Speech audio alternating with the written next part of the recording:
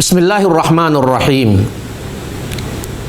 Innal hamdalillah nahmaduhu wa nasta'inuhu wa nastaghfiruh wa na'udzu billahi min syururi anfusina wa min sayyiati a'malina. May yahdihillahu fala mudhillalah wa may yudlil falan tajida lahu waliyyan mursyida. Wa asyhadu an la ilaha illallah wahdahu la syarikalah wa asyhadu anna Muhammadan abduhu wa rasuluh. Allahumma salli wa sallim wa barik ala habibina wa qurrati a'yunina wa imamina wa nabiyyina wa sayyidina Muhammadin sallallahu alaihi wasallam wa ala alihi wa sahbihi ajmain. Amma ba'd. Segala pujian bagi Allah Subhanahu wa taala, Tuhan yang sama-sama kita meminta pertolongan, dan segala pujian bagi Allah Subhanahu wa taala, Tuhan yang sama-sama kita meminta pengampunan. Hanya kepadamu ya Allah kami berlindung dari keburukan jiwa-jiwa kami, dan hanya kepadamu ya Allah kami berlindung dari keburukan amalan-amalan kami. Selawat salam ke atas junjungan besar, kekasih kita, suri tauladan kita, penghulu kita, Nabi Muhammad sallallahu alaihi wasallam, serta sekalian sahabat dan kerabatnya ajma'in. Hadirin hadirat, muslimin muslimat rahimakumullah. Assalamualaikum warahmatullahi taala wabarakatuh. Alhamdulillah, alhamdulillah, thumma alhamdulillah. Sekali lagi kita panjatkan setinggi-tinggi kesyukuran kita kehadrat Allah di atas taufik dan inayah Allah dapat kita bersua kembali dalam meneruskan majlis ta'lim kita kuliah maghrib pada hari Jumaat yang berkaitan dengan tafsir Al-Quranul Karim. Dan pada malam ini insya-Allah Masjid Al-Islah dalam rangka programnya yang luas bersempena dengan hari kebesaran Islam, iaitu peristiwa Al-Isra' dan Mi'raj, Masjid Al-Islah menyediakan beberapa program. Di antaranya, setiap kuliah-kuliah maghrib akan diubah menjadi ceramah khas yang ada kaitannya dengan peristiwa Al-Isra' dan Mi'raj. Pada malam ini, giliran saya untuk menyampaikan satu judul khas yang berkaitan dengan prinsip iman dan pengamalan Islam. Moga-moga apa yang akan saya sampaikan memberi manfaat buat diri saya sendiri, ahli keluarga saya, serta para jemaah yang hadir pada hari ini dan muslimin muslimat secara amnya. Allahumma amin ya rabbal alamin. Muslimin muslimat rahimakumullah. Saya mulakan perbicaraan malam ini seperti biasa dengan membaca dua potong ayat Al-Quranul Karim. Pertama, Allah Subhanahu wa taala berfirman di dalam surah Al-Baqarah ayat 45, A'udzu billahi minasyaitonir rajim. Bismillahirrahmanirrahim. Wasta'inu bis-sabri was-salah wa innaha lakabiratun illa 'alal khashi'in. Shadaqallahul azim. Maksudnya, dan minta pertolonganlah kepada Allah dengan jalan sabar dan solat, dan sesungguhnya solat itu amat berat, melainkan ke atas orang-orang yang khusyuk. Di lain ayat, iaitu ayat 153 surah yang sama Al-Baqarah, Allah Subhanahu wa taala berfirman, A'udzu billahi minasyaitonir rajim. Ya ayyuhalladzina amanu ista'inu bis-sabri was-salah. Innallaha ma'as sabirin. Maksudnya, wahai orang-orang yang beriman, mintalah pertolongan kepada Allah dengan jalan sabar dan solat, dan sesungguhnya Allah beserta dengan orang-orang yang sabar. Muslimin muslimat rahimakumullah. Melalui dua potong ayat ini dapat kita lihat ada dua perkara yang Allah Subhanahu wa taala meminta orang-orang yang beriman untuk melakukan di dalam kehidupan hariannya. Dua perkara tersebut saya ringkaskan iaitu dengan 2S. S yang pertama adalah sabar dan S yang kedua adalah solat. Jadi tuan-tuan dan puan-puan yang dirahmati Allah, marilah sama-sama kita memahami keseluruhan maksud yang terkandung dalam kedua-dua ayat yang baru saya bacakan sebentar tadi. Maksudnya adalah Allah Subhanahu wa taala meminta kepada orang-orang yang beriman agar memohon pertolongan kepada Allah Subhanahu wa taala di dalam mereka menghadapi ujian kehidupan duniawi, cabaran duniawi, dengan jalan sabar dan dengan jalan mendirikan solat.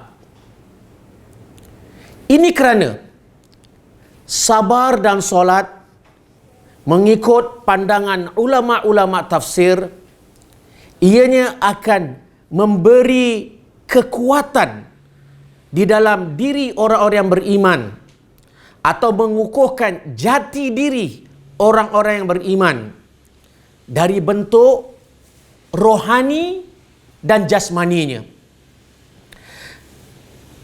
Muslimin muslimat rahimakumullah. Pada malam ini saya ingin mengajak anda melihat dari satu peringkat ke satu peringkat. Marilah sama-sama kita merenung kedua ayat yang baru dibacakan tadi lebih mendalam lagi.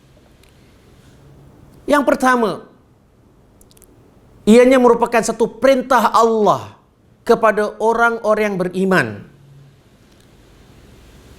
Kedua, Allah meminta kepada orang yang beriman agar mereka meminta bantuan kepada Allah,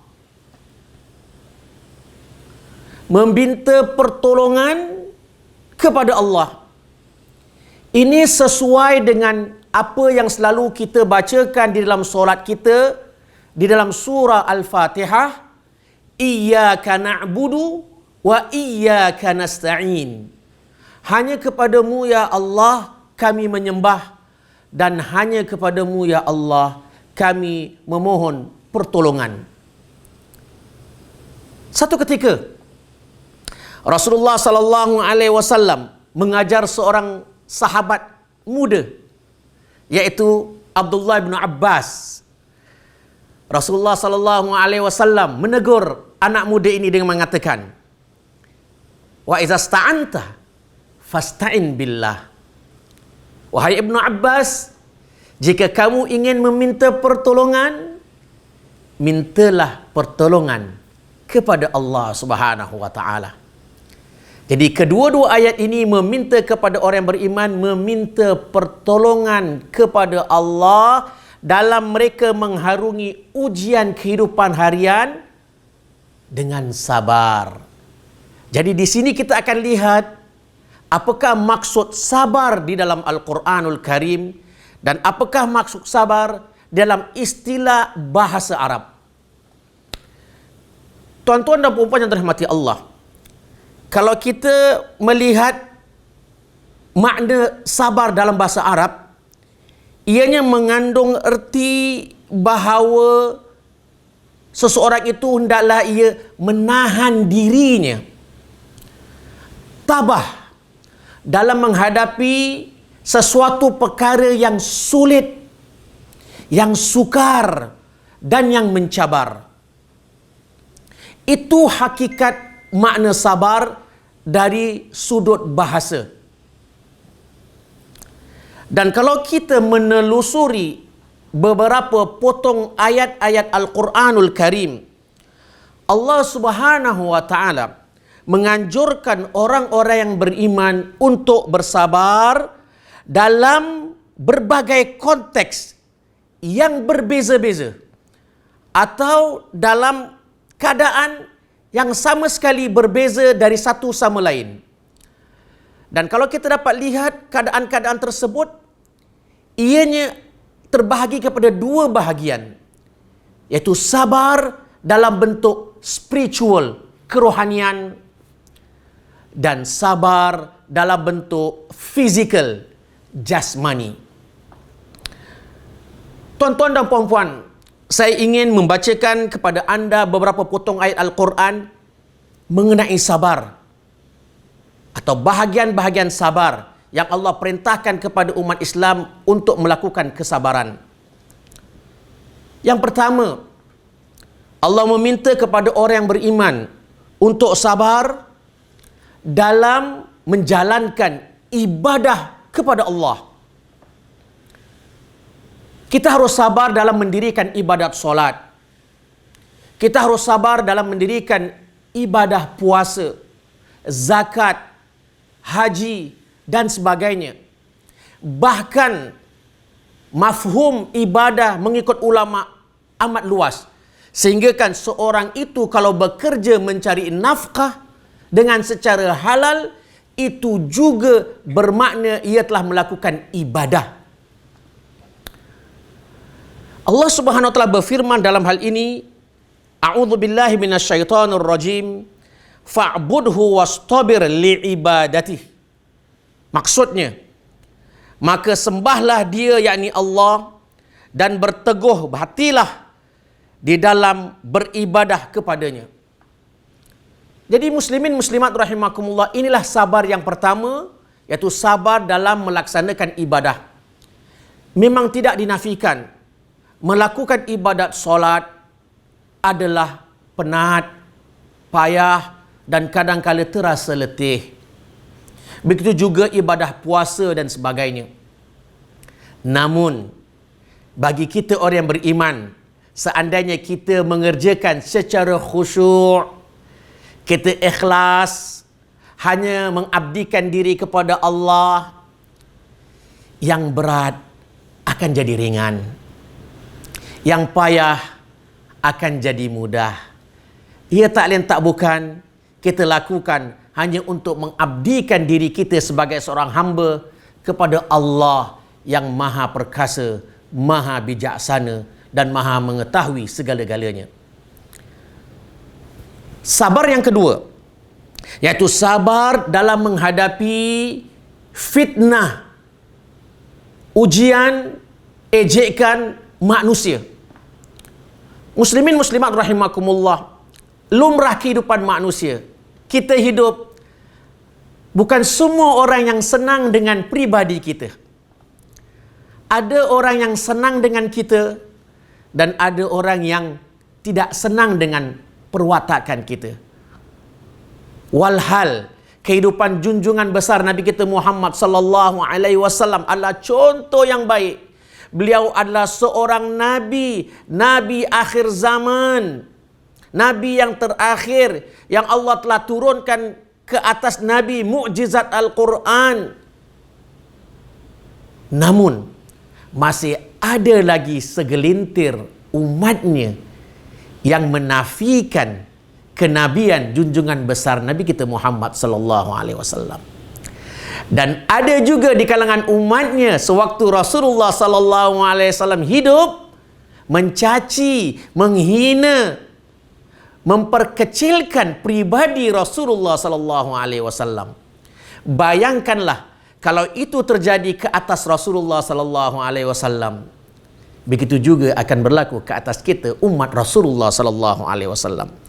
Justru itu Rasulullah sallallahu alaihi wasallam diberi didikan oleh Allah agar sentiasa sabar dengan ucapan-ucapan, ejekan-ejekan, tohmahan-tohmahan atau fitnah yang dilakukan oleh umatnya, tak lain tak bukan untuk dijadikan iktibar oleh umat terkemudian, termasuk diri kita. Allah berfirman memerintahkan nabinya untuk bersabar. A'udzubillahi minasyaitonir rajim. fasbir ala ma yaqulun. Maksudnya, maka sabarlah kamu wahai Muhammad atas apa yang mereka katakan ke atas diri kamu. Masya Allah, Nabi kita adalah Nabi yang penyabar, Nabi yang rahmah, ihsan, simpati ke atas umatnya.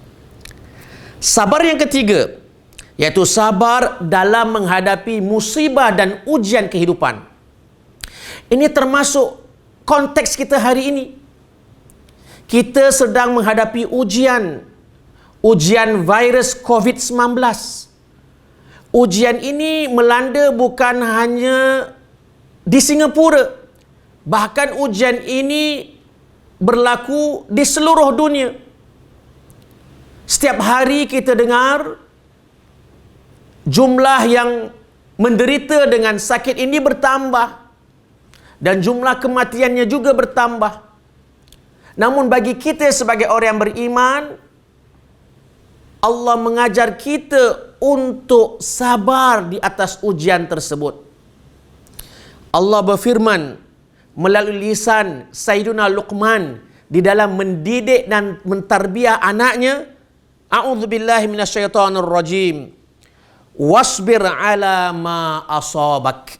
Maksudnya, dan bersabarlah terhadap apa jua yang menimpa diri kamu.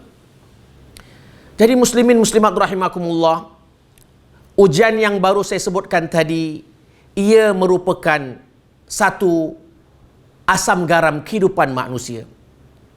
Bagi kita sebagai orang yang beriman, kita sabar. Kita reda dengan qada dan qadar Allah. Kita tidak mengeluh.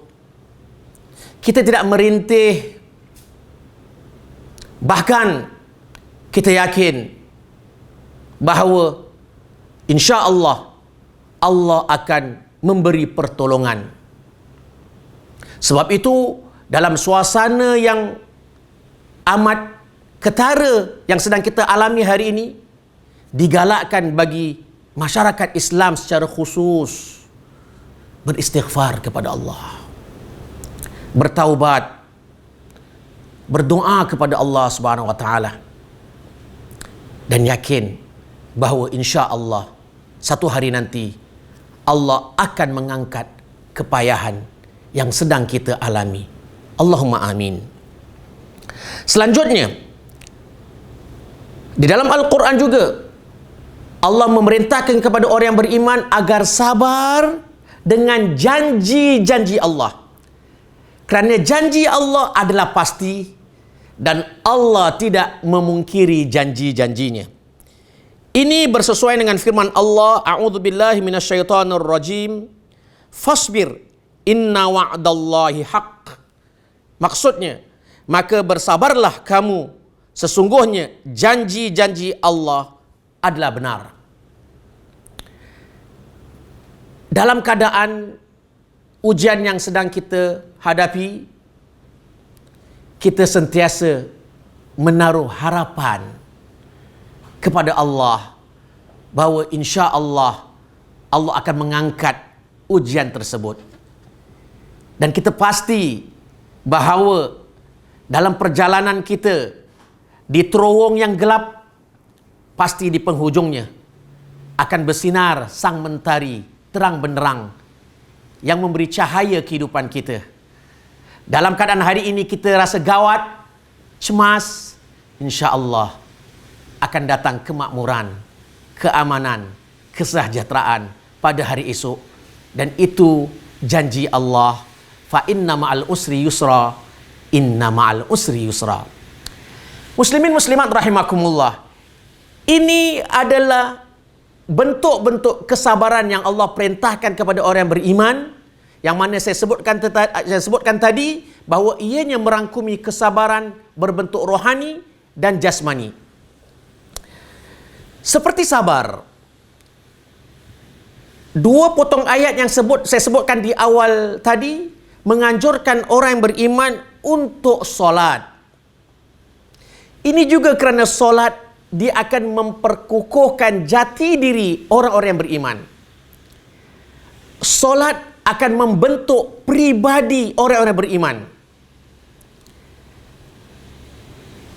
Kerana solat itu adalah hubungan seorang hamba dengan Allah Subhanahu wa taala. Kerana solat itu seorang hamba akan merasa sangat dekat dengan Allah Subhanahu wa taala. Lihat contoh teladan yang ditunjukkan oleh junjungan besar Nabi kita Muhammad sallallahu alaihi wasallam di dalam sepotong hadis yang sahih, yang maksudnya Rasulullah sallallahu alaihi wasallam apabila menghadapi sesuatu yang getir atau menghadapi sesuatu yang sukar, beliau bergegas mendirikan solat. Itu yang ditunjukkan oleh junjungan besar Nabi kita Muhammad sallallahu alaihi wasallam. Kerana dalam solat Rasulullah sallallahu alaihi wasallam berbicara dengan Allah. Di dalam solat Rasulullah sallallahu alaihi wasallam memohon pertolongan daripada Allah. Dan ini yang harus kita pelajari daripada kehidupan Rasulullah sallallahu alaihi wasallam. Solat, solat, solat. Dalam keadaan kita dalam suasana ujian ini, harus kita juga memperbanyakkan solat. Berdoa pada Allah Subhanahu wa taala. Bertadarru', bermunajat, lakukan kunut nazilah. Takut kepada Allah, dalam masa yang sama mengharap bantuan dan pertolongan daripadanya. Jadi muslimin muslimat rahimakumullah, itulah 2S, sabar dan solat, yang mana ianya merupakan prinsip kepercayaan dan prinsip pengamalan Islam yang harus dilakukan, dilaksanakan oleh orang-orang yang beriman. Dan kita harus yakin bahawa sabar dan solat adalah senjata utuh bagi orang yang beriman dalam menghadapi apa jua ujian dan cabaran kehidupan harian. Kerana dengan sabar dan solat, orang mukmin akan menghadapi ujian tersebut dengan tenang dan berusaha mencari huraian semasa dan berusaha untuk keluar daripada kepayahan dan cabaran yang sedang dihadapi, serta yakin bahawa Allah Subhanahu wa taala di penghujung usahanya akan memberi bantuan dan pertolongan. Semoga Allah Subhanahu wa taala kurniakan kepada kita taufik dan rahmatnya, dan kurniakan kepada kita nikmat iman, nikmat Islam, nikmat erti kesabaran, nikmat khusyuk dalam mendirikan solat, agar Allah meridai kita fid dunya wal akhirah. Dan kita berdoa kepada Allah Subhanahu wa taala agar Allah Subhanahu wa taala mengangkat ujian yang sedang kita alami dan kembalikan kepada sesuatu yang jauh lebih baik, iaitu keamanan, kemakmuran, kesejahteraan di bumi kita Singapura dan di seluruh dunia alam sejagat. Allahumma amin ya rabbal alamin. Setakat ini saja yang dapat saya sampaikan. Moga kita dapat bertemu lagi di lain kesempatan. Saya akhiri dengan ucapan aqulu qauli hadza wa astaghfirullahal azim li wa lakum. Wassalamu alaikum warahmatullahi taala wabarakatuh.